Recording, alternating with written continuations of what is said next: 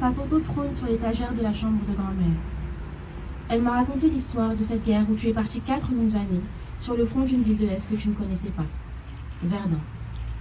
Une guerre où le bruit des canons était assourdissant, où l'acier déchirait les chairs, où les gaz lancés dans les tranchées avaient empoisonné les poumons de nombreux soldats. Une guerre qui avait pris la vie de nombreux camarades. Une guerre qui t'avait à jamais laissé des traces sur le visage. Aujourd'hui, je suis à Verdun et je pense à notre histoire familiale. Alors j'écris ces mots que tu ne liras jamais, mais qui sont ma manière à moi de te raconter ce parcours à Verdun. Lorsque j'ai vu ces milliers de croix à perte de vue, plus de 15 000 tombes devant moi, j'ai fermé les yeux quelques instants et j'ai imaginé 15 000 photos comme la tienne devant chaque tombe. 15 000 soldats debout dans leur uniforme de leur régiment. Tous ces hommes jeunes qui sont là, ensevelis sous cette terre que leur sang a nourri. J'ai vu, sur ma gauche, là où il y a les stèles musulmanes, se lever des tirailleurs sénégalais et des spahis, venus de si loin pour mourir dans la boue de Verdun, qui me regardaient comme un témoin de leur souffrance et qui montraient cette terre ingrate qui avait aussi bu leur sang. Toutes ces tombes honoraient chacun, mais seulement quelques lignes pour parler d'une vie, c'est peu.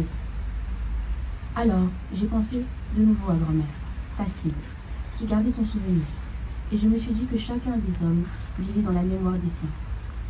Oh, bien sûr, ces parcours sont aussi dans les livres d'histoire, et l'enfer de vos vies dans cette bataille a été soigneusement retracé.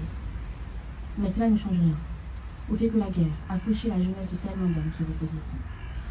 Cette immensité du cimetière m'a montré l'immensité du sacrifice consenti. Après, je suis allée dans l'ossuaire. Le sacrifice fut si grand qu'il a fallu des ossuaires pour conserver 130 000 restes humains trouvés sur les champs de bataille. Des os anonymes, mais des morts bien réelles.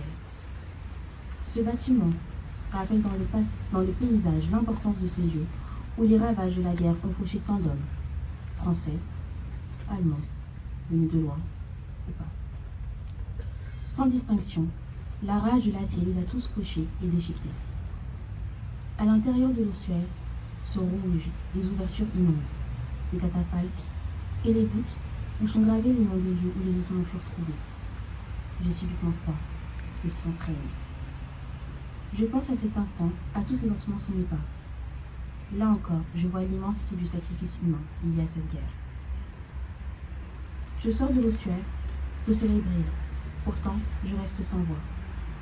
Total, oui. Elle l'a été, cette guerre, avec toute cette énergie concentrée sur la guerre. Mondiale, oui. Elle l'a été, avec tous ces peuples dont le sang est mêlé sur le champ de bataille. Brutale, oui.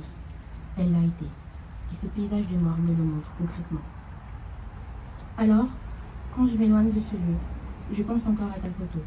Et je me dis que tu as eu de la chance. Tu es revenu.